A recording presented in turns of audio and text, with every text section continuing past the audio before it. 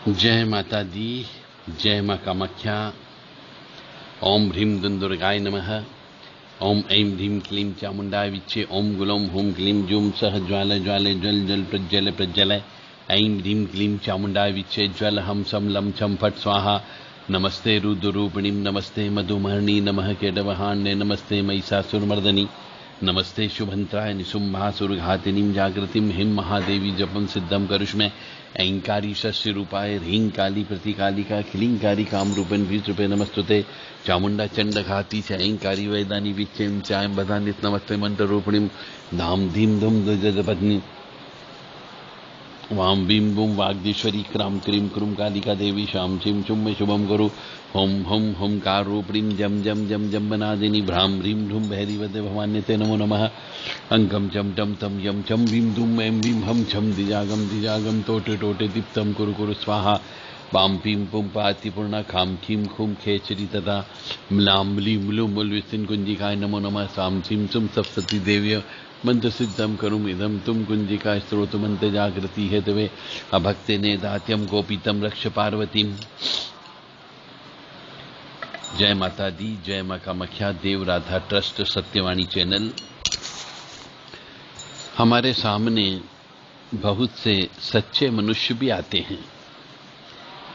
वह यह कहते हैं कि गुरुजी आप जितना बताते हो जितना बोलते हो हम सब पुरानी रूढ़िवादी विचारधारा के हैं, तो हम सब चीज का पालन करते हैं क्योंकि आप हमको संस्कार संस्कृति परंपरा रीति रिवाज मान्यता प्रथा इन सब के बारे में बताते हो, तो हम सब इन सब का पालन करते हैं, कहीं पे चूक नहीं होती है।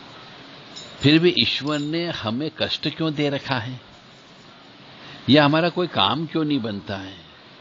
बच्चा पढ़ाई लिखाई कर रहा तो उसको सफलता नहीं मिलती है, वो प्रतियोगी परीक्षा के देने जा रहा है तो देखे तो आ जाता पर पास नहीं हो पाता, दौड़ लगा रहा है परंतु दौड़ में सफलता नहीं मिल पाती है। तो भगवान ऐसा क्यों कर रहा है कि हम सब नियम कानून का पालन कर रहे हैं, शास्त्र का पालन कर रहे हैं, अखंड रामायण भी हम कराते हैं, अमावस्या पूर्णिमा को सीधा भी दान देते हैं, नवरात्रि भी हम अच्छे से मनाते हैं, नव दुर्गा भी मनाते हैं, हनुमान जी को चोला भी चढ़ाते हैं और साल में एक बार भागवत कथा भी कराते हैं, परंतु फिर भी हमारे को कष्ट क्यों है। तो ये प्रश्न सुनकर के तो मैं भी एक बार चौंक गया कि ऐसा क्यों हुआ कि ये पूरा परिवार जो है धर्म कर्म करने वाला है, अमावस्या का स्नान करता है, दान भी देता है, परंतु फिर भी इनकी यहां कष्ट की प्राप्ति क्यों। तो जब हमने सभी पुरुषों और स्त्रियों से अलग अलग चर्चा की तो जो रिजल्ट निकल करके आया है उस रिजल्ट के अनुसार इनको जो कष्ट की प्राप्ति हो रही है वह कष्ट की प्राप्ति पूर्वजों के द्वारा किए गए कर्मों के फल स्वरूप प्राप्त हो रही है। यानी कि ये कह सकते हैं कि इनके पूर्वजों ने गरीबों की जमीन हड़पी, इनके पूर्वजों ने जमीन अपने यहाँ पे गिरवी को रखने के लिए आए तो इनने जमीन को गिरवी लिया, पैसे दिए, ब्याज पे ब्याज लगा करके जमीन को कब्जा लिया। बहुत से मकान इनके पास हैं जिसमें ये रहते भी हैं, उसका भोग भी कर रहे हैं।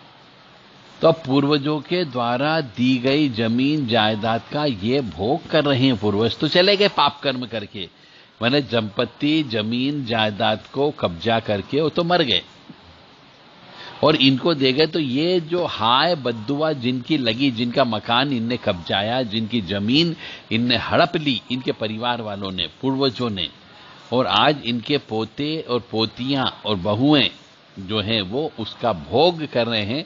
तो उस मकान में उस जमीन के ऊपर से जो उपज आ रही है उसका ये भोग कर रहे हैं। तो जो जो मनुष्य किसी के द्वारा हड़पी गई संपत्ति का भोग करता है तो उन सबको कष्ट की प्राप्ति होती, उन सबको हाय बद्दुआ लगती है।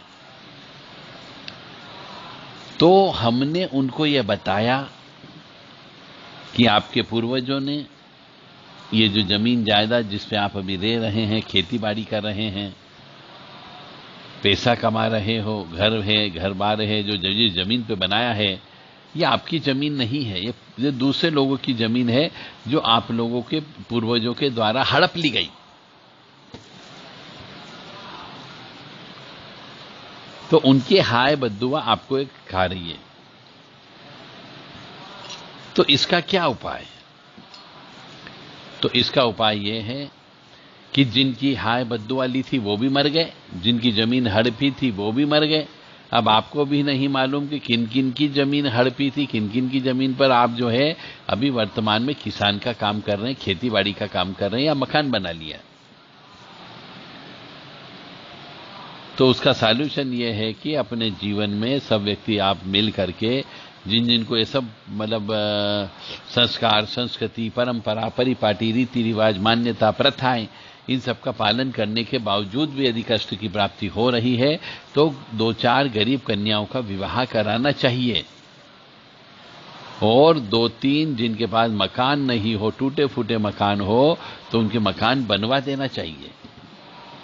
या फिर नहीं बनवा सकते हो तो कोई मंदिर हो, वो रिपेयर मांग रहा हो, टूट फूट हो, जीर्णोद्धार करा दिए मंदिर का, रंग रोगन करवा दीजिए, ताकि आप इस पाप कर्म के जो पैसे को भोग रहे उसका प्रायश्चित हो सके।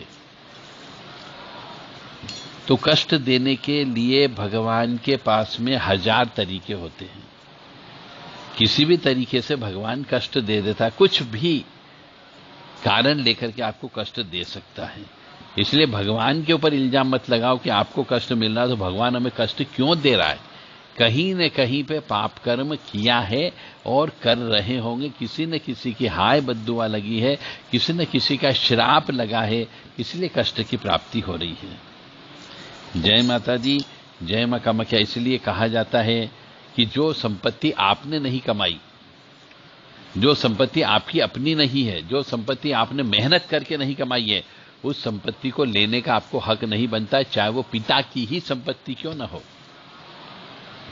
पिता के बाद भी संपत्ति आएगी तो दादा परदादा की संपत्ति आएगी, या पिताजी ने अपने मेहनत के पैसे से कमाई है तो वो संपत्ति बेटों का अधिकार नहीं है।